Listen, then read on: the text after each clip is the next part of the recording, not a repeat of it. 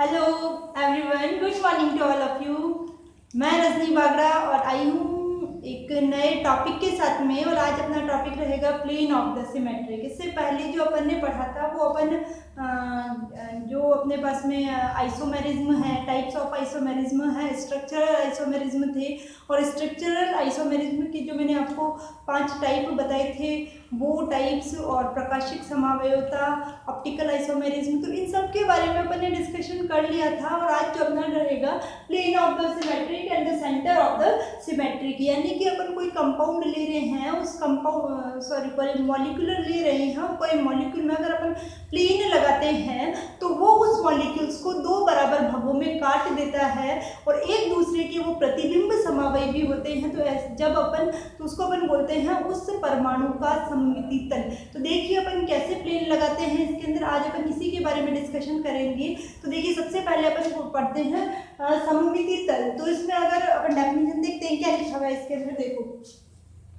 यदि किसी अणु में से होकर एक तल खींचा जाए, यदि अपने पास में कोई मॉलिक्यूल दे रखा है और उस मॉलिक्यूल्स में से अपन तल मतलब एक बीच में से कोई अपन प्लेन लगाते हैं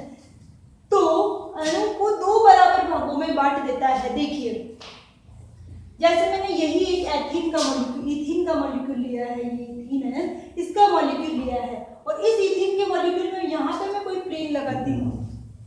यहाँ कोई प्लेन लगा रही हूँ, तो ये जो कंपाउंड है ये इसको एकदम इक्वली 2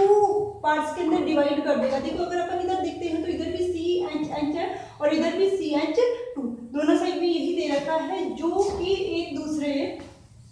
के प्रतिबिंब रूप और उस तल को सममिति तल कहते हैं। देखिए अगर अपन इसको इसके ऊपर रखते हैं इस कंपाउंड को तो ये इसका प्रतिबिंब रूप होता है। अगर अपन इसकी मिरर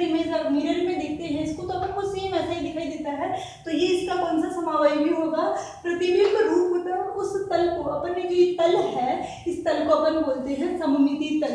वे अणु जिनमें सममिति तल होता है, वे मॉलिक्यूल्स जिनके अंदर सममिति तल होता है, वे अपने प्रतिबिंब रूप पर अध्यारोपित हो जाते हैं। अब देखो अध्यारोपित का मतलब है कि अगर अपन इसको ऐसे के ऐसे उठा के यहाँ पे रखते हैं तो C के नीचे C और HH के नीचे HH, तो ये अध्यारोपित हो रहा है, यानी कि एक दूसरे के ऊपर सुपर इम्पोज हो रहा है। अगर ये जैसे ये हाथ है, अगर इसके थंब के पीछे एकदम थंब ही आता है तो ये इसका मतलब ये होता है कि ये इसके ऊपर अध्यारोपित हो रहा है, सुपर इम्पोज हो रहा है इसके ऊपर। नेक्स्ट देखिए, वे अपने प्रतिबिंब रूप पर अध्यारोपित हो जाते हैं, इसीलिए ध्रुवक अघूर्णक होते हैं। ऐसे कंपाउंड्स को अपन बोलते हैं ध्रुवक अघूर्णक। नेक्स्ट देखिए, आगे देखिए, दूसरी ओर यदि अणु में सममिति तल नहीं होता है, अगर किसी अणु के अंदर अपन सममिति तल नहीं होता है, मतलब अगर अपन कोई प्लेन लगा रहे हैं, उसके अंदर कोई प्लेन लगाते हैं और अपन उसको देखते हैं कि वो प्रतिबिंब रूप नहीं दे रहा है, तो उसका प्रतिबिंब रूप उस पर प्रतिबिंब तो बनेगा उसका, लेकिन वो कौन सा कंपाउंड हो जाएगा, वो किरण, तो उसका प्रतिबिंब रूप उस पर अध्यारोपित नहीं होता है। मतलब अगर उसका प्रतिबिंब रूप जिसके ऊपर ये तो सुपर इम्पोज हो रहा है, सपोज करो मैंने यहाँ पे CH3 लिख दिया तो ये इसके ऊपर सुपर इम्पोज, ये मिरर इमेज तो देगा लेकिन ये इसके ऊपर अध्यारोपित सुपर इम्पोज नहीं हो पाएगा, तो उसको अपन बोलते हैं अध्यारोपित नहीं होता, इसीलिए ऐसा अणु किरेल होता है। ऐसे जो कंपाउंड्स होते हैं उसको अपन बोलते हैं किरेल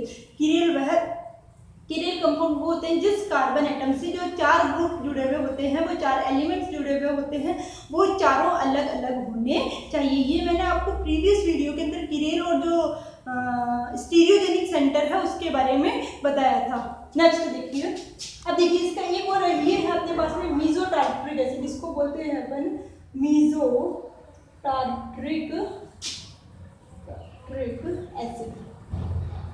यही भी अगर इसका एग्जाम्पल है, इसके अंदर तो अपन ने यहाँ पे प्लेन लगाया, ये वाला जो है ये प्लेन लगाया है। अगर अपन इसका प्लेन लगाते हैं तो ये इसका प्रतिबिंब समावयवी बना रहा है, यानी कि अगर अपन यहाँ पे मिरर लगाते हैं,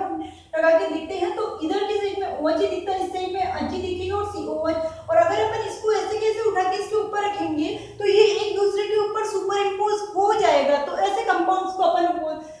इसको अपन बोलते हैं सममिति तल प्रेजेंट है, यानी कि जो अपने पास में मॉलिक्यूल्स है उसके अंदर सममिति तल प्रेजेंट है।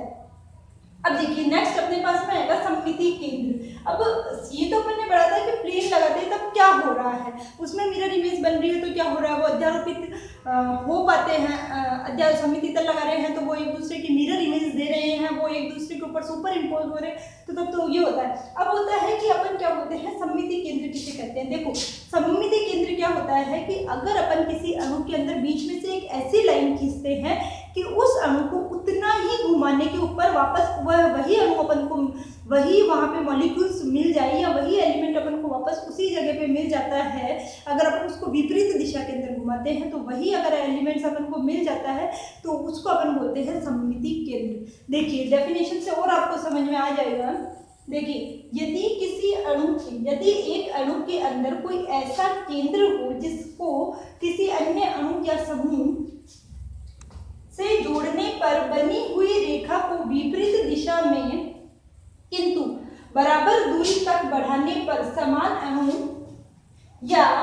समूह मिले, तब यह कहा जाता है कि अणु में सममिति केंद्र उपस्थित है। एक बार वापस पढ़िए इसको। यदि एक अणु के अंदर कोई ऐसा केंद्र है, देखो ये एक अणु है अपने पास में, देखिए ये जो अपने अणु है वो है अपने पास में टार्टरिक एसिड का, मैंने इसमें एक ऐसा केंद्र मतलब एक इसके अंदर अगर इसमें देखिए यहाँ पे H है, यहाँ पे OH है, यहाँ पे COH है कार्बोक्सिलिक एसिड, यहाँ पे भी कार्बोक्सिलिक एसिड है, यहाँ पे H है और यहाँ पे OH है। अब ये क्या बोल रहा है, इसमें एक ऐसा केंद्र हो, तो अपन ने इसको यहाँ से मैंने एक लाइन खींची है इसके अंदर, तो जो ये वाला जो एक केंद्र है जिसको किसी अन्य अणु या समूह से जोड़ने पर, अब इसको किसी अन्य अणु या समूह से जोड़ने पर बनी हुई रेखा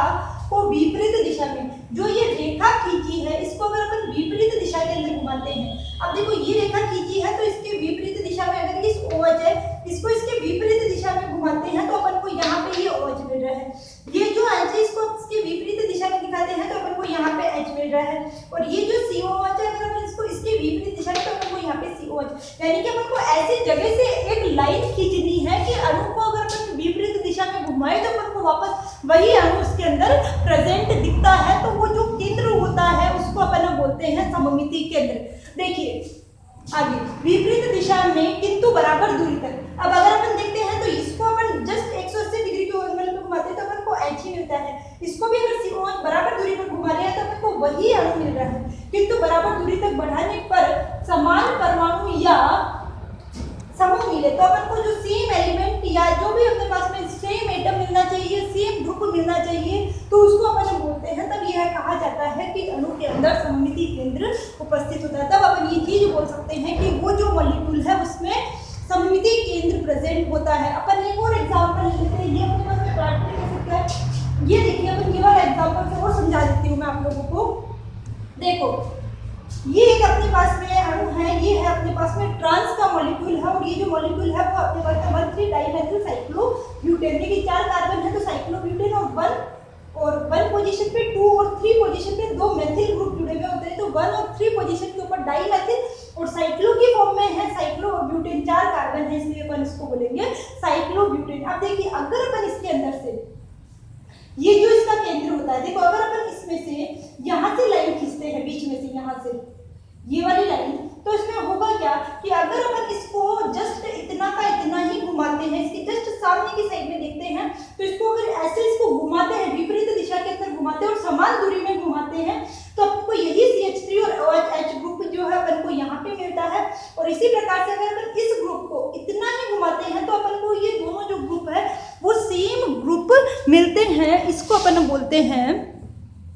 तो ये वाला जो अपने एग्जाम्पल है ये किसका है कि यहाँ ये जो कंपाउंड ये है जो इसका जो है ये है सममिति केंद्र, इसको अपन बोलते हैं सेंट्रल ऑफ द